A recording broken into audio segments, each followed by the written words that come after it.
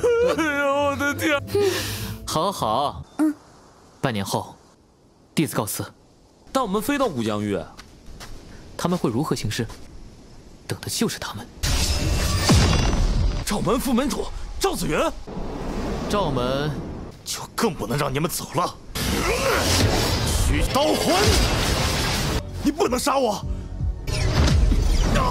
求你别杀我！ Halo guys, balik lagi bersama Mimin from Zero. Di video kali ini Mimin bakalan kembali melanjutkan alur cerita Donghua berjudul Lingwu Dalu atau Lingwu Kontinen part 54 ya. Seperti biasa sebelum masuk ke recap ceritanya, buat kalian yang menonton video ini tapi belum subscribe, tolong di subscribe dulu ya guys. Dan jangan lupa nyalain lonceng biar nggak ketinggalan update terbaru dari channel From Zero. Playlist untuk Donghua ini juga udah tersedia bagi kalian yang baru aja bergabung dan belum nonton episode sebelumnya ya. Ya udah deh, nggak usah berlama-lama lagi, langsung saja kita ke recap ceritanya guys.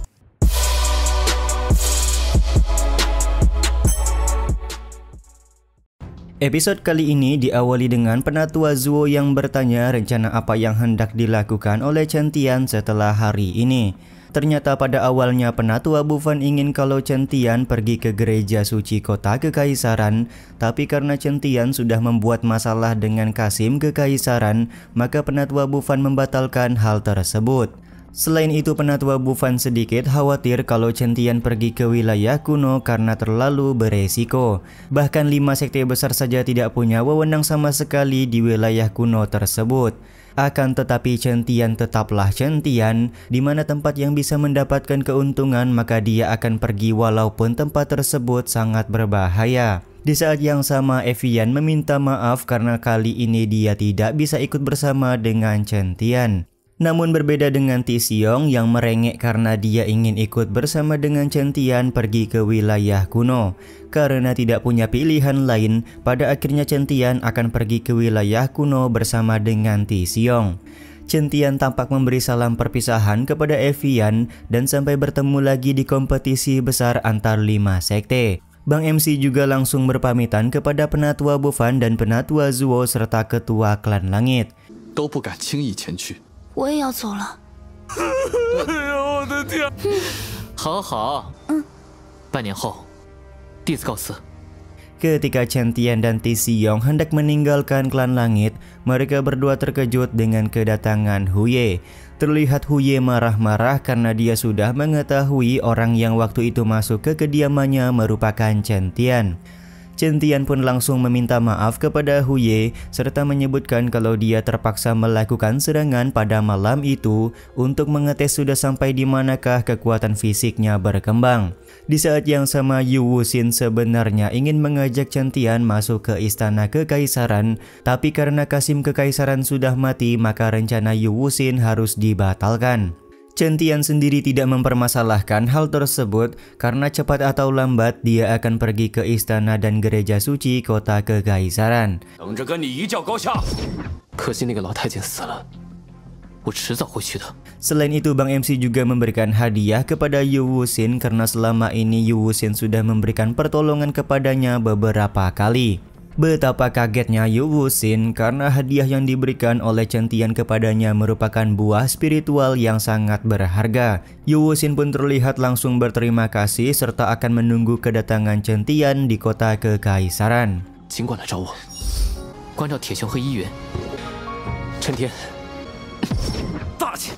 Sehingga cerita, Chen Tian dan Ti Xiong sudah pergi dari Klan Langit menuju wilayah kuno.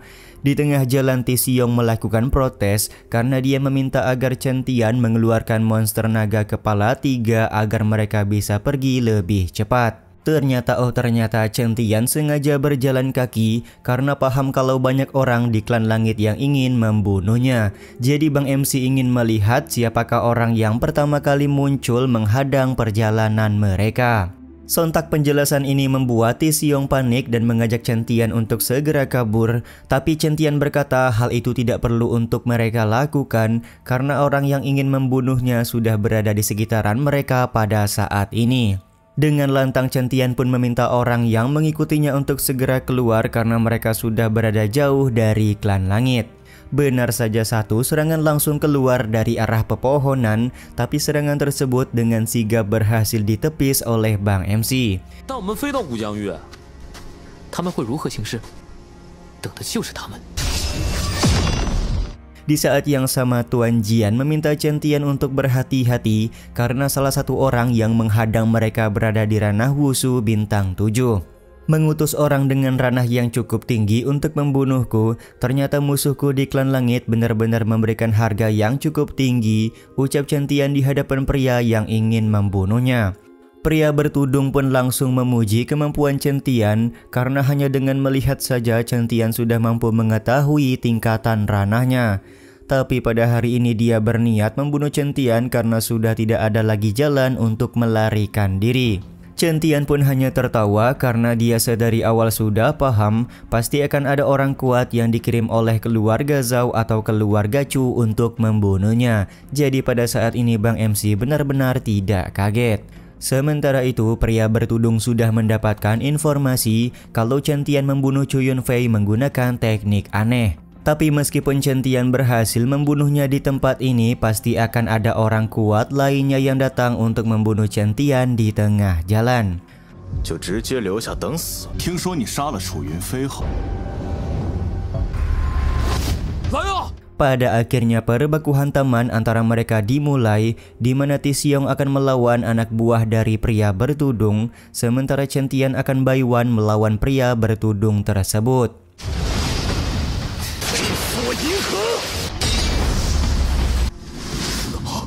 Baru saja melakukan pertarungan, Chen Tian sudah mampu menebaskan pedangnya dengan telak yang membuat identitas asli lawannya menjadi terungkap. Ternyata pria bertudung merupakan wakil ketua keluarga Zhao yang bernama Zhao Yiyun. Melihat kedatangan Zhao Yiyun tentu saja membuat Chen Tian tertawa. Bagaimana bisa meminta wakil ketua untuk membunuhku? Ternyata keluarga Zhao benar-benar membenciku pada saat ini, ucap Chen Tian. Karena identitasnya sudah terbongkar, maka Zhao Yiyun tidak akan membiarkan Chen Tian dan Tisiong pergi meninggalkan tempat ini. Dia kemudian mengeluarkan martial spirit pedang untuk melakukan serangan kuat ke arah Bang MC kita. 赵门副门主赵子元，赵门 就更不能让你们走了。取刀魂。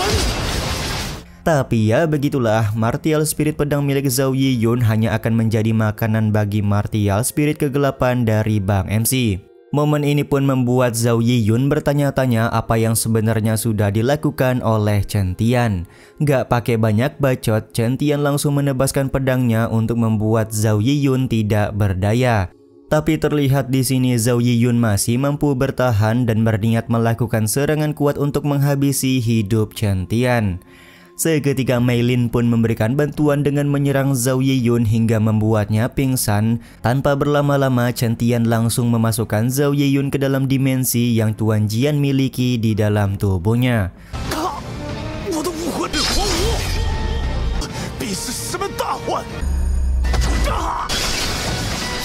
Tanpa ampun, Chen Tian juga membunuh beberapa anak buah dari Zhao Yiyun yang berencana kabur melarikan diri. Bang MC juga langsung berterima kasih kepada Mei Lin karena sudah memberikan bantuan kali ini. Di saat yang sama, Tuan Jian meminta Chen Tian untuk segera menyerap kekuatan Zhao Yiyun di dalam dimensi untuk menaikkan kultivasinya. Sementara itu, Zhao Yiyun terbangun dari pingsan dan menyadari kalau pada saat ini dia belum mokat.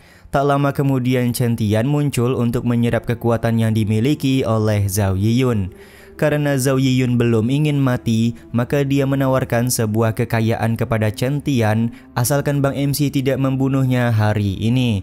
Tapi Chen Tian sama sekali tidak tertarik karena dia langsung berinisiatif untuk menyerap kekuatan Zhao Yiyun. Dalam kondisinya yang sedang sekarat, Zhao Yiyun meminta ampunan kepada Chen Tian. Dia berjanji akan memberitahukan rahasia keluarga Chen asalkan Chen Tian mau memberikan ampunan kepadanya. 你不能杀我！求你别杀我！秘密。 Scene ini juga sekaligus menutup episode 56 kali ini ya guys. Ya udah deh, sampai di sini dulu aja video kali ini. Mohon maaf jika masih banyak kekurangan dan kesalahan dalam penyampaian kata-kata ya. Terima kasih untuk kalian yang udah pada nonton dan jangan lupa subscribe serta nyalain loncengnya ya guys. Mimin selaku penulis narasi, tukang voice over dan tukang edit video pamit undur diri. Salam hangat, see you in the next video. Bye bye guys, see you next week.